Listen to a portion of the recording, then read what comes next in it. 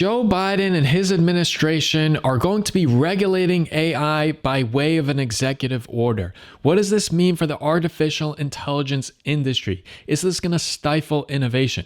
Is this going to create more of a barrier of entry for smaller companies to enter in because the large companies with the deep pockets can go ahead and satisfy all these new mandates, regulations, reporting that the government is going to mandate from these companies that are engaging in AI?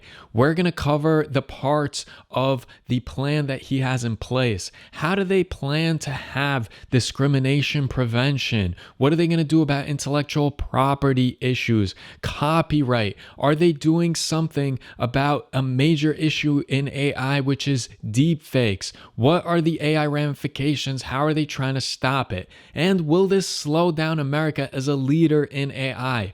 Are our competitors or adversaries like Russia and China, are they going to surpass us very, very quickly because we're going to be slowed down? Now, I do personally believe that there's a time and a place for regulation and that it should be regulated. I'm not sure an executive order is the way to get it accomplished because remember, that could just get wiped out by the next president on day one. And that might actually come very, very soon.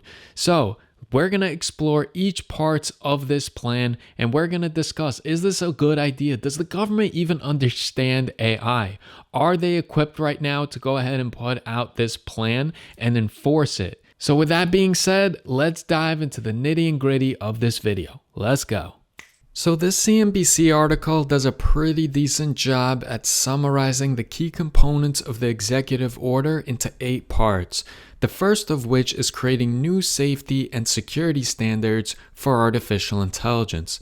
This includes the requirement of some AI companies to share safety test results with the federal government, directing the Commerce Department to create guidance for AI watermarking and creating a cybersecurity program that can make AI tools that help identify flaws in critical software. This right here where they speak about AI watermarking, I have carefully followed all of the presentations and all of the conferences where they discovered the different types of methods to watermark certain images created by AI. And thus far, it's a bunch of hogwash. It would never work in practice. There is no solution for it right now. And so I question if this was included in here because it's impossible to do, or maybe that government officials or those lobbyists that have created this are unfamiliar with AI itself. So it's definitely something important to keep in mind. The other part of it that it's interesting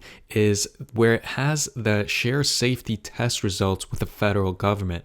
This can easily not only create a very long and tedious process for companies, but it's gonna come with a lot of fees because anything associated with the government, you have to pay a lot of money to. And so you have to wonder if this is going to create a barrier for small companies that are trying to compete in this space. How are they going to do that against a Microsoft or an Amazon that can easily dump millions of dollars like a spit in the bucket? So the next is protecting consumer privacy, and this includes creating guidelines that agencies can use to evaluate privacy techniques used in AI.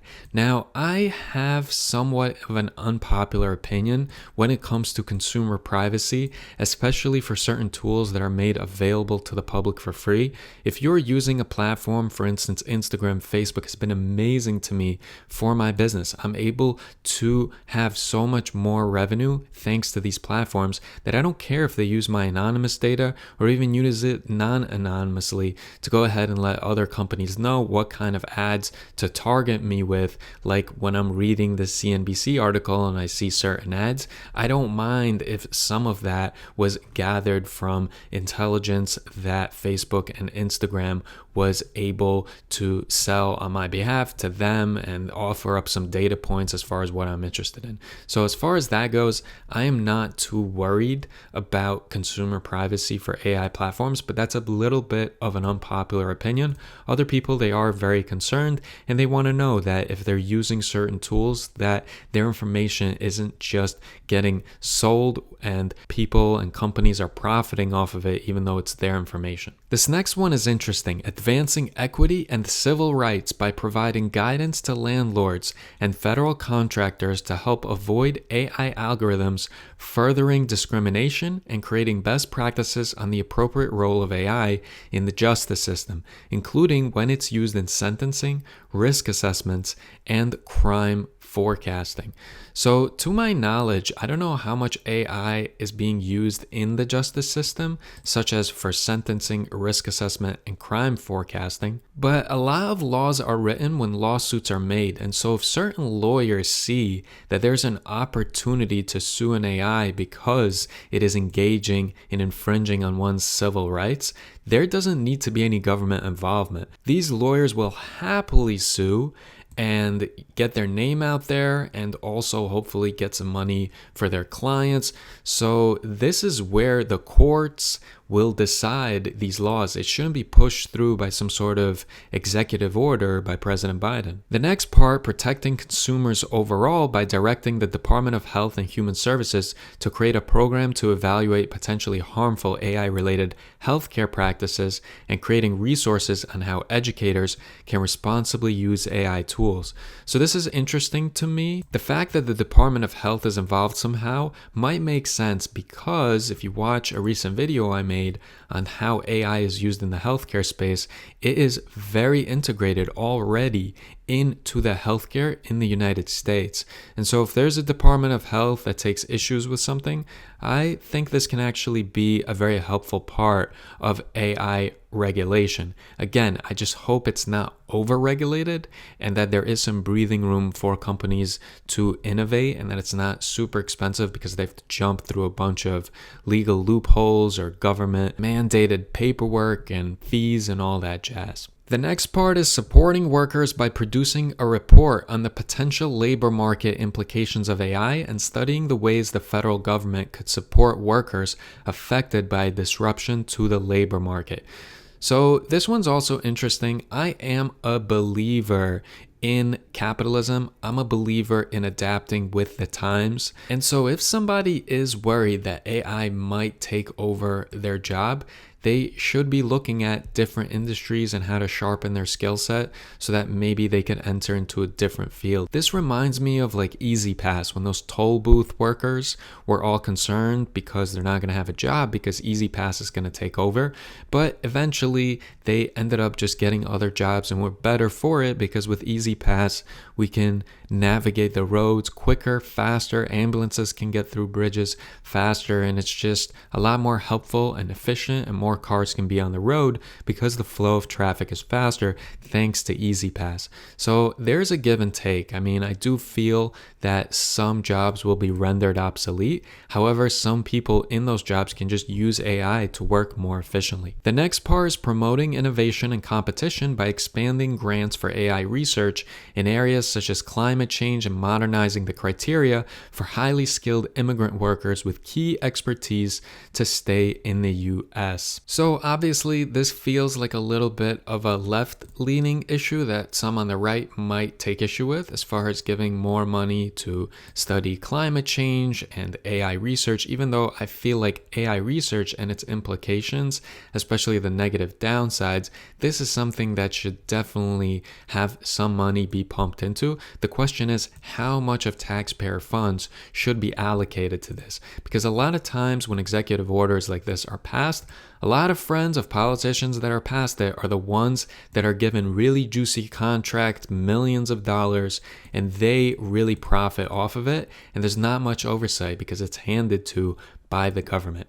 So the next part is working with international partners to implement AI standards around the world.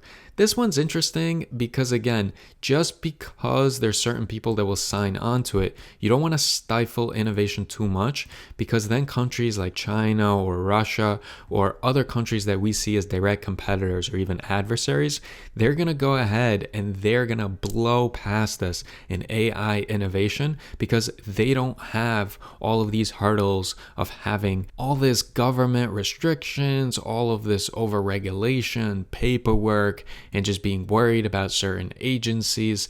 And so for them, they can easily start to surpass America, which I feel at this point in time is the leader in the world as far as AI technology and AI capabilities. And the final of the 8 points is developing guidance for federal agencies' use and procurement of AI and speeding up the government's hiring of workers skilled in the field. So this, I feel, can actually be really helpful. I would love to see the federal government make use of AI, adapt to the times rather than be scared of it and then want more control of something you don't understand and pass a lot of laws around it. I appreciate you guys watching this video in its entirety.